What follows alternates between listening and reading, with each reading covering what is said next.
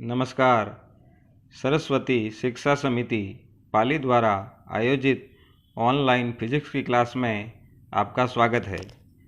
आज की कक्षा में हम अध्याय 2 गाउस का नियम एवं इसके अनुप्रयोग का पहला भाग पढ़ेंगे। सबसे पहले इसमें टॉपिक है विद्युत फ्लक्स। इसको फाई से लिखा जाता है। आपके सामने एक चित्र नज़र आ रहा है। इस चित्र में से कुछ बल रेखाएं गुजर रही है, कुछ लाइनें गुजर रही है। जो लाइनें गुजर रही है उसे ई सदिश से लिखा गया है। ये लाइनें विद्युत क्षेत्र की लाइनें अर्थात विद्युत बल रेखाएं कहलाएगी। इस पृष्ठ के मध्य बिंदु से उसकी दिशा को दर्शाने वाला जो सदिश है वह एस सदिश है। विद्युत बल रेखाएं एवं इस पृष्ठ की दिशा के मध्य का जो कोण है वह थीटा कोण है। तो सर्वप्रथम विद्युत फ्लक्स की परिभाषा। विद्युत क्षेत्र में स्थित किसी पृष्ठ के लंबवत गुजरने वाली विद्युत बल रेखाओं की संख्या को विद्युत फ्लक्स कहा जाता है। अर्थात इस पृष्ठ में से जो बल रेखाएं, जो लाइनें गुजर रही है, उनकी जो संख्या होगी उसी संख्या को विद्युत फ्लक्स के नाम से जाना जाएगा। अगर इस चित्र को देखा जाए तो इस चित्र में 4 लाइनें इस पृष्ठ के अंदर से गुजर रही है। इसलिए यहाँ अगर विद्युत फ्लक्स का मान बताना है तो हम कह सकते हैं कि यहाँ पर विद्युत फ्लक्स का मान 4 होगा। विद्युत फ्लक्स जो है वह एक अदिश राशि है, अर्थात इसकी दिशा नहीं होती, इसका सिर्फ मान ही दिया जा सकता है। अब हम विद्युत फ्लक्स के सूत्र के बारे में देखते हैं। अल्पांश के लिए इसका सूत्र डी फाई बराबर ई सदिश डॉट डी एस सदिश होगा। अल्पांश का अर्थ होता है एक छोटे से पृष्ठ के लिए इसका ये सूत्र होगा। यदि इसे पूर्ण रूप में व्यक्त करना है तो हम इसका समाकलन कर देंगे। तो समाकलन करने पर समाकलन डी फाई बराबर समाकलन ई सदिश डॉट डी एस सदिश। डी फाई का समाकलन फाई हो जाएगा और इधर ई का समाकलन नहीं होगा, इसलिए वह बाहर आ जाएगा। तो हो जाएगा फाई बराबर ई सदिश समाकलन डी एस सदिश। डी एस सदिश का समाकलन हो जाएगा एस सदिश। तो फाई बराबर हो जाएगा ई सदिश डॉट एस सदिश। इसे समीकरण 1 दे देंगे। यह विद्युत फ्लक्स का सूत्र हो जाएगा अल्पांश के लिए, और उसके बाद में हमने पूर्ण रूप में निकाला। लेकिन यदि ठोस पृष्ठ की बात की जाए और वह ठोस पृष्ठ बंद पृष्ठ हो तो विद्युत फ्लक्स का सूत्र होता है फाई बराबर बंद पृष्ठ का समाकलन ई सदिश डॉट डी एस सदिश। यहाँ समाकलन के निशान के मध्य एक गोला दिया हुआ है। यह चिन्ह जो होता है यह बंद पृष्ठ के समाकलन का कहलाता है। तो फाई बराबर हो गया बंद पृष्ठ का समाकलन ई सदिश डॉट डी एस सदिश। जब इसका अदिश गुणनफल खोलेंगे तो हो जाएगा फाई बराबर बंद पृष्ठ का समाकलन ई सदिश डॉट डी एस सदिश कॉस थीटा। कॉस थीटा जो है वह ई और डी एस के मध्य का कोण है। यदि यहाँ पर कोण का मान 0 डिग्री रख दिया जाए, सर्वप्रथम पहला केस लगाते हैं। यदि कोण का मान 0 डिग्री रख दिया जाए तो हम जानते हैं कि कॉस 0 डिग्री पर 1 होता है, अर्थात फ्लक्स का जो मान आ जाएगा वो आ जाएगा फाई बराबर समाकलन बंद पृष्ठ का ई डी एस। ई बाहर आ जाएगा और डी एस का समाकलन होने पर हो जाएगा फाई बराबर ई एस। यह समीकरण 2 हो जाएगा और यही फ्लक्स की जो है अधिकतम मान वाली अवस्था होगी। इसीलिए हम इसे कहेंगे यह अधिकतम फ्लक्स की अवस्था है। अर्थात अधिकतम फ्लक्स तब होता है जब बंद पृष्ठ की दिशा और बल रेखाओं की दिशा, विद्युत बल रेखाओं की दिशा समान होती है। उनके मध्य का जो कोण है वो 0 डिग्री होता है, तो वहाँ पर सर्वाधिक फ्लक्स प्राप्त होता है। यदि यहाँ थीटा बराबर 90 डिग्री रख दिया जाए तो हम जानते हैं कॉस 90 का मान 0 हो जाता है। जिसके कारण फ्लक्स भी 0 हो जाएगा। अतः इसे समीकरण 3 दे देंगे। यह न्यूनतम फ्लक्स की अवस्था हो जाएगी, अर्थात जब ई में और ds के मध्य का जो कोण होता है वह 90 डिग्री हो जाए तो वहाँ पर फ्लक्स जो है वो शून्य प्राप्त होगा, न्यूनतम प्राप्त होगा। ये सब सूत्र विद्युत फ्लक्स के सूत्र थे। अब हम इसके मात्रक के बारे में पढ़ते हैं।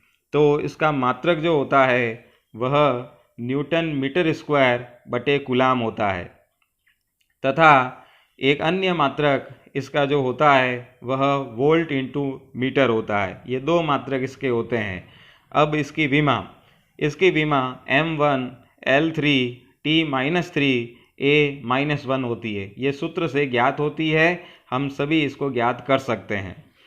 ये टॉपिक यहाँ पे ख़त्म हो रहा है।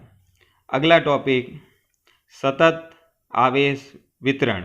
संतत आवेश वितरण का मतलब होता है अगर कोई एक वस्तु ले ली जाए, उसके ऊपर आवेश डाला जाए और वह सारा आवेश उस वस्तु की लंबाई में, चौड़ाई में, उसके आयतन में, उसके क्षेत्रफल में अगर समान रूप से वितरित हो जाता है तो हम कहेंगे, इस परिभाषा को हम कहेंगे संतत आवेश वितरण।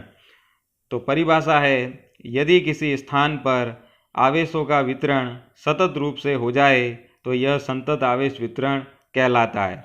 इसके लिए दो शर्तें हो सकती है। पहली शर्त, आवेश एक दूसरे के निकट होने चाहिए, मतलब जो आवेश हम डाल रहे हैं और वह आवेश उसकी सतह पर फैल गया है वह वहाँ पर एक दूसरे के निकट होना चाहिए। लेकिन अगर उनके मध्य दूरी है तो वह दूरी समान होनी चाहिए। ये दो शर्तें वहाँ पर काम की होती है। संतत आवेश वितरण जो होता है वो 3 प्रकार के होते हैं।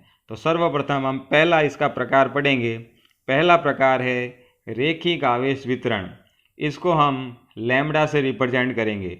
रेखिक का मतलब होता है एक रेखा में, अर्थात हमें एक ऐसी वस्तु लेनी है जो लंबाई में होती है, जो सीधी होती है। अतः हम इसमें एक तार की कल्पना करेंगे। एक तार जिसके ऊपर हम Q आवेश डाल देंगे तो वह सारा आवेश उसकी लंबाई के अनुदिश उसके ऊपर वितरित हो जाएगा, तो हम वहाँ पर उसे रेखिक आवेश वितरण कहेंगे। तो इसकी परिभाषा है, यदि आवेश किसी रेखिक तार की संपूर्ण लंबाई पर समान रूप से वितरित हो जाए तो यह रेखिक आवेश वितरण कहलाता है। इसका सूत्र हो जाएगा लैम्ब्डा बराबर Q बटे L। Q जो हमने आवेश डाला और L उस तार की लंबाई। संपूर्ण रूप में यह सूत्र हो जाएगा लैम्ब्डा बराबर Q बटे L। लेकिन यदि अल्पांश लंबाई की बात करें तो लैम्ब्डा बराबर हो जाएगा dQ बटा dL। इसी से इसका मात्रक ऊपर Q है तो Q का मात्रक कूलाम, नीचे लंबाई है तो लंबाई का मात्रक मीटर, तो कूलाम बटा मीटर इसका मात्रक हो जाएगा। इसी से विमा, ऊपर Q है, Q की विमा A1 T1, नीचे लंबाई की विमा L1, तो संपूर्ण विमा हो जाएगी A1 L-1 T1। तो ये संतत आवेश वितरण का पहला भाग हो गया। अब दूसरा भाग है पृष्ठ आवेश वितरण। इसको हम सिग्मा से दर्शाएंगे। पृष्ठ का मतलब होता है यदि हम आवेश किसी वस्तु पर डालें और वह सारा आवेश उसके पृष्ठ के ऊपर संपूर्ण क्षेत्रफल में समान रूप से वितरित हो जाए तो हम उसे कहेंगे पृष्ठ आवेश वितरण। जैसे एक चित्र लिया गया है, इस चित्र में आवेश उसकी सतह के ऊपर लंबाई इंटू चौड़ाई माने क्षेत्रफल में फैल गया है, तो हम उसे कहेंगे पृष्ठ आवेश वितरण। तो परिभाषा हो जाएगी, यदि कोई आवेश किसी पृष्ठ पर समान रूप से वितरित हो जाए तो यह पृष्ठ आवेश वितरण कहलाता है। इसी से इसका सूत्र हो जाएगा सिग्मा बराबर Q बटे S। Q आवेश और S जो है वह क्षेत्रफल है। अल्पांश रूप में हो जाएगा सिग्मा बराबर dQ बटा ds। dQ अल्पांश आवेश और ds अल्पांश क्षेत्रफल, ये अल्पांश रूप में हो जाएगा। अब हम इसी से इसके मात्रक की बात करते हैं। तो Q का मात्रक कूलाम और क्षेत्रफल का मात्रक हो जाएगा मीटर स्क्वायर, तो कुल मात्रक हो जाएगा कूलाम बटे मीटर स्क्वायर। इसी से इसकी विमा कूलाम क्षेत्रफल कूलाम मतलब आवेश की विमा A1 T1 और क्षेत्रफल की विमा L2, तो कुल विमा हो जाएगी A1 L-2 T1। तो ये संतत आवेश वितरण का दूसरा भाग हो गया। इसी तरह से तीसरा भाग है आयतन आवेश वितरण। आयतन का मतलब ये होता है किसी वस्तु की लंबाई इंटू चौड़ाई इंटू ऊंचाई। लंबाई, चौड़ाई, ऊंचाई तीनों विमाएं जहाँ पर आती है वहाँ पर आयतन उस वस्तु का कहलाता है। अर्थात हम यहाँ पर किसी वस्तु पे जब आवेश डालेंगे और वह सारा आवेश उस वस्तु के आयतन में फैल जाएगा समान रूप से, तो हम यहाँ पर आयतन आवेश वितरण कहेंगे। तो परिभाषा हो जाएगी, यदि आवेश किसी वस्तु के संपूर्ण आयतन पर समान रूप से वितरित हो जाए तो उसे आयतन आवेश वितरण कहा जाएगा। इसी से सूत्र हो जाएगा रो बराबर Q बटा V। Q आवेश, V उस वस्तु का आयतन। अल्पांश रूप में हो जाएगा रो बराबर dQ बटा dV। अल्पांश आवेश dQ, अल्पांश आवेश dV। यहीं से इसका मात्रक कूलाम बटे मीटर क्यूब। कूलाम आवेश का मात्रक और आयतन का मात्रक मीटर क्यूब। यहीं से इसकी विमा, कूलाम की विमा A1 T1 माने आवेश की विमा हो गई, और नीचे आयतन की विमा L3। कुल विमा हो जाएगी A1 L-3 T1। तो ये संतत आवेश वितरण के तीनों प्रकार हो गए। इसी के साथ यहाँ दूसरा हेडिंग हमारा खत्म हो गया। अगला हेडिंग है गाउस का नियम। यह नियम जो है बहुत ही इम्पोर्टेंट है और हर साल परीक्षा में इसका सवाल आता है, हर साल इसे पूछा जाता है। तो गाउस का नियम क्या होता है? सबसे पहले इसके हम कथन की बात करेंगे। विद्युत क्षेत्र में स्थित किसी काल्पनिक बंद पृष्ठ से संबंध कुल विद्युत फ्लक्स उस बंद पृष्ठ द्वारा परिबद्ध कुल आवेश एवं 1/ε0 के गुणनफल के समान होता है।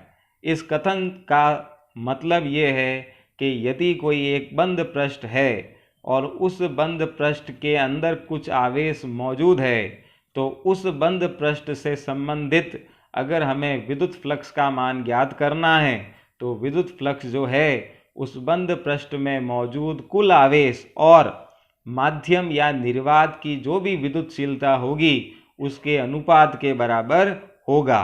तो इसके कथन से इसका सूत्र आ जाएगा, माध्यम के अंदर फाई बराबर सिग्मा क्यू बटा एप्सिलॉन। सिग्मा क्यू जो है उस बंद पृष्ठ में मौजूद कुल आवेश है और एप्सिलॉन माध्यम की विद्युतशीलता है। यह सूत्र माध्यम में हो जाएगा। और निर्वात में हो जाएगा फाई बराबर सिग्मा क्यू बटा एप्सिलॉन जीरो। एप्सिलॉन जीरो निर्वात की विद्युतशीलता है और सिग्मा क्यू उस बंद पृष्ठ में मौजूद कुल आवेश है। यह गाउस के नियम का कथन और सूत्र हो गया। अब हम गाउस के नियम को जब भी काम में लेते हैं वहाँ पर किन बातों का हमें ध्यान रखना होता है, हम इसके संबंध में कुछ तथ्य पढ़ेंगे। तो गाउस के नियम के कुछ महत्वपूर्ण तथ्य। पहला तथ्य, निर्गत विद्युत फ्लक्स धनात्मक एवं प्रवेशित विद्युत फ्लक्स ऋणावेश से लिखा जाता है और कुल फ्लक्स जो होता है वो इनके बीजगणितीय योग के बराबर होता है। इसका मतलब ये होता है कि एक हम पृष्ठ ले लें कोई भी, उस पृष्ठ में से बाहर की ओर अगर कोई विद्युत फ्लक्स जा रहा है तो हम उसे प्लस से दर्शाएंगे, और यदि कोई उसके अंदर की ओर फ्लक्स आ रहा है तो हम उसे माइनस से दर्शाएंगे, और उस बंद पृष्ठ से संबंधित जो कुल फ्लक्स होगा वो उनके योग के बराबर होगा। यह पहली बात ध्यान में रखने योग्य है। दूसरी बात, गाउस के नियम में जो पृष्ठ हम चयन करते हैं, जैसे कि गोलाकार हो सकता है, बेलनाकार हो सकता है, घनाकार हो सकता है, कुछ भी हो सकता है, ये जो बंद पृष्ठ हम चयन कर रहे हैं ये हमारी इच्छा से होगा। इसको हम गाउसीय पृष्ठ के नाम से जानेंगे। ये दूसरा कथन है, दूसरी बात ध्यान में रखने योग्य है। अब तीसरी बात, गाउस का नियम जो है वह केवल परिबद्ध आवेश की मात्रा, प्रकृति और माध्यम पर निर्भर करता है। मतलब गाउस का नियम जो है बंद पृष्ठ में जो आवेश होगा उस आवेश की मात्रा पे निर्भर करेगा, उसकी प्रकृति पे निर्भर करेगा और माध्यम पे निर्भर करेगा, अन्य चीज़ों पे निर्भर नहीं करेगा। अगली बात, गाउस का नियम बंद पृष्ठ द्वारा परिबद्ध कुल आवेश पे निर्भर करता है। माने गाउस के नियम में जो बंद पृष्ठ आप ले रहे हो उस बंद पृष्ठ में कितना आवेश है ये उसी पे निर्भर करेगा। आकृति क्या ली है, वहाँ माध्यम क्या है, या फिर वहाँ पे क्षेत्रफल क्या है, इन चीज़ों को वहाँ पे नहीं देखा जा सकता। यह अगली बात ध्यान में रखने योग्य है। इसके बाद गाउस के नियम में जो आपने बंद पृष्ठ लिया है, यदि उस बंद पृष्ठ में कोई आवेश नहीं है तो वहाँ पर फ्लक्स का मान शून्य हो जाएगा। तो चित्र में आप देखो, एक हमने बंद पृष्ठ लिया है और इस बंद पृष्ठ में आवेश है ही नहीं, ठीक है ना। ये बात क्या कह रहा है, यदि किसी बंद पृष्ठ में परिबद्ध आवेश शून्य है तो पृष्ठ से संबंधित कुल फ्लक्स शून्य होगा। मैंने चित्र लिया एक, उस चित्र में एक बंद पृष्ठ लिया और इस बंद पृष्ठ के अंदर कोई आवेश नहीं है, इसके बाहर आवेश पड़ा है, इसका मतलब सिग्मा क्यू का मान 0 हो जाएगा। और जब सिग्मा क्यू का मान 0 हो जाएगा तो फाई का मान भी 0 हो जाएगा। ये अगली बात ध्यान में रखने योग्य है। इसके बाद बंद पृष्ठ के बाहर यदि कोई आवेश पड़ा है तो उसका फ्लक्स में कभी योगदान नहीं होता। माने एक बंद पृष्ठ आपने चयनित किया है और सारा आवेश इसके बाहर है, अंदर है ही नहीं, तो इसका योगदान होता ही नहीं है, तो फाई का मान शून्य हो जाएगा। अगली बात, गाउस का नियम सदैव उन क्षेत्रों के लिए वैध होता है जो व्युत्क्रम वर्ग के नियम का पालन करते हैं। माने गाउस का नियम सदैव वहां लगेगा जहां पर 1/r² माने वर्ग व्युत्क्रम नियम, वर्ग व्युत्क्रम वाले सूत्र जहां आएंगे वहां गाउस का नियम लगेगा। तो ये सब बातें गाउस के नियम के संबंध में थी जो हमें याद रखनी है। अब हम इस गाउस के नियम की जो है व्युत्पत्ति कूलाम के नियम से करेंगे। ये नियम हमने पहले पार्ट में पढ़ लिया था, इसी के आधार पर इस गाउस के नियम को व्युत्पत्त करेंगे। तो हम इसमें एक चित्र ध्यान से देखते हैं। हमने एक चित्र बनाया है, एक बंद पृष्ठ बनाया है। इसी बंद पृष्ठ के केंद्र बिंदु को O नाम दिया है और यहाँ पर Q आवेश पड़ा है।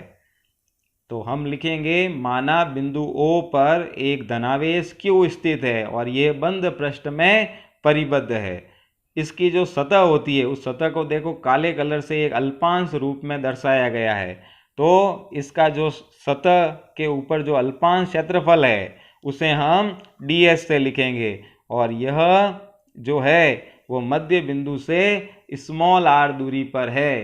तो मध्य बिंदु पर आवेश पड़ा है और स्मॉल r दूरी पर ये क्षेत्रफल है ds सदिश। तो यहाँ पर विद्युत क्षेत्र की तीव्रता क्या हो जाएगी, तो हमने पहले पार्ट में पढ़ा था E बराबर होता है KQ/r²। ये किसी बिंदु आवेश के कारण विद्युत क्षेत्र की तीव्रता होती है। अब हम इसी के आधार पर फ्लक्स का मान ज्ञात करेंगे। तो विद्युत फ्लक्स का सूत्र क्या होता है बंद पृष्ठ के लिए, d फाई बराबर EDS cos थीटा। अगर हम यहाँ फाई लिखेंगे तो क्या लिख देंगे, बंद पृष्ठ का समाकलन EDS cos थीटा, जो हमने इसी पार्ट में पहले अभी पढ़ा है। यहाँ पर इस E का मान डाल देंगे जो ऊपर निकाला, KQ/r²। यहाँ K क्या है, K है कूलाम नियतांक और इसका मान क्या होता है 1/4 पाई एप्सिलॉन 0 निर्वात के लिए। तो ये सब मान यहाँ डाल दें तो d फाई बराबर हो जाएगा 1/4 pi epsilon 0 into Q/r² ds cos theta. अब हम इसका समाकलन करके इसको पूर्ण रूप में निकालेंगे। तो हम पूरे क्षेत्रफल, पूरे मतलब पृष्ठ के लिए विद्युत फ्लक्स ज्ञात करने के लिए इसका समाकलन कर देंगे। तो फाई बराबर हो जाएगा समाकलन 1/4 pi epsilon 0 Q/r² ds cos theta. यहाँ से जिनका समाकलन नहीं होगा उसको बाहर ले लेंगे, लेकिन अंदर एक चीज पड़ी है ds cos थीटा/r²। इसको हम ठोस कोण या घन कोण कहते हैं और इसको अपन d ओमेगा से लिखेंगे।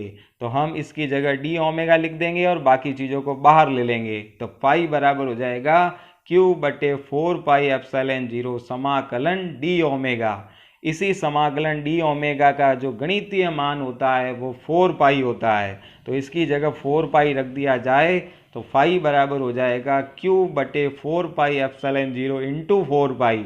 4 पाई से 4 पाई कट जाएगा तो फाई बराबर हो जाएगा क्यू अपॉन एप्सिलॉन 0। यही एप्सिलॉन 0 निर्वात की विद्युतशीलता है, इसीलिए यह फ्लक्स निर्वात में विद्युत फ्लक्स कहलाएगा। और माध्यम में हो जाएगा फाई बराबर क्यू अपॉन एप्सिलॉन, ये माध्यम में उपस्थित हो जाएगा। तो इसी प्रकार कूलाम के नियम से विद्युत फ्लक्स को हमने ज्ञात कर लिया, गाउस के नियम की व्युत्पत्ति हो गई। यही गाउस का नियम है। इसी के साथ धन्यवाद। अगली क्लास में हम अगला टॉपिक लेके आएंगे। आप सभी से निवेदन है कि इस वीडियो को देखें, लाइक करें और समझें।